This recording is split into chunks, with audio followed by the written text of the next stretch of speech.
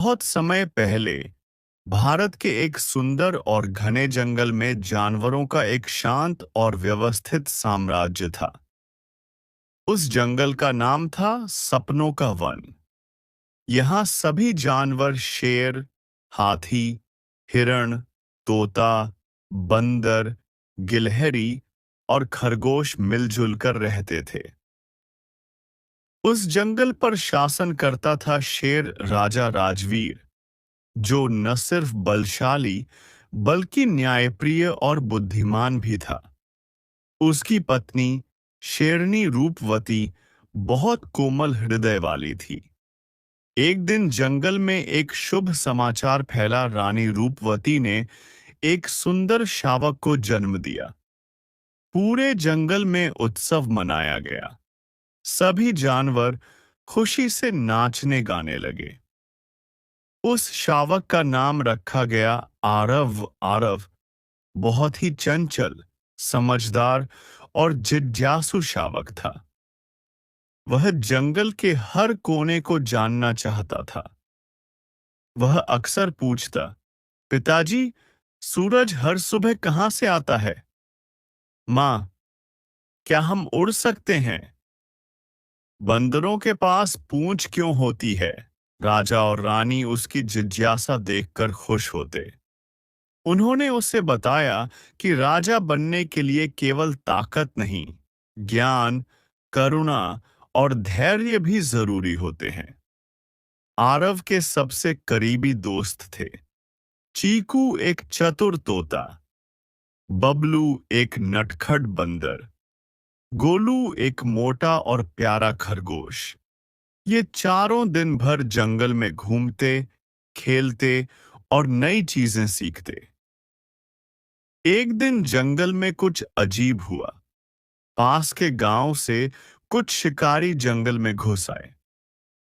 उन्होंने कई छोटे जानवरों को पकड़ लिया और पिंजरे में बंद कर दिया। जंगल में डर का माहौल बन गया। राजा राजवीर ने तुरंत सभा बुलाई। सभी जानवर बहुत घबराए हुए थे।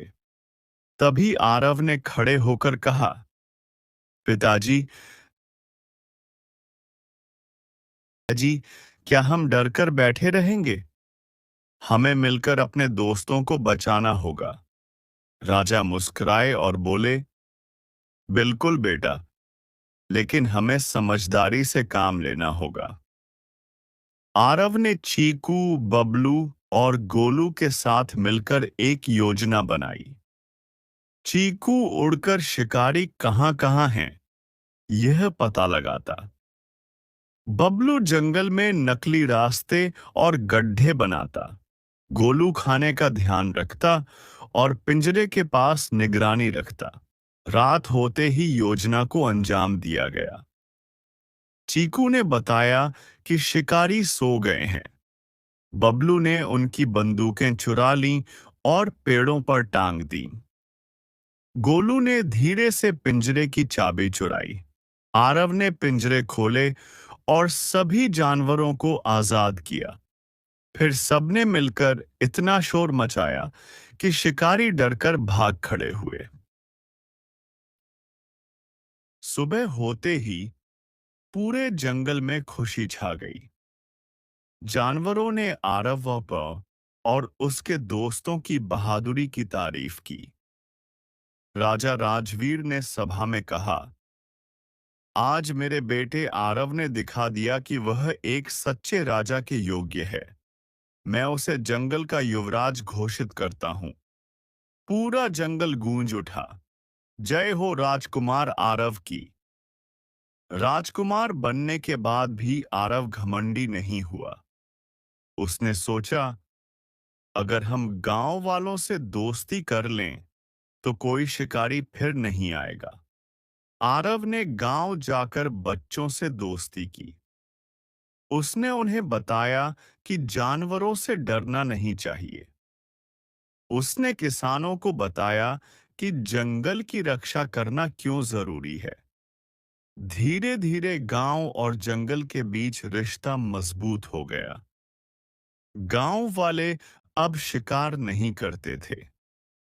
उन्होंने जंगल के पास एक छोटी सी चौकी बनाई जहां वे घायल जानवरों की मदद करते। अब सपनों के वन में फिर से शांति और सुख लौट आया।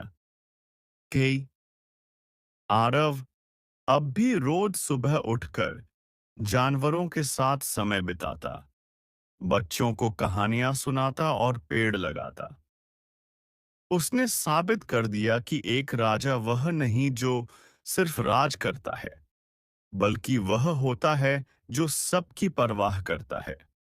सीख: सच्चा राजा वह होता है जिसमें करुणा, साहस और समझदारी हो।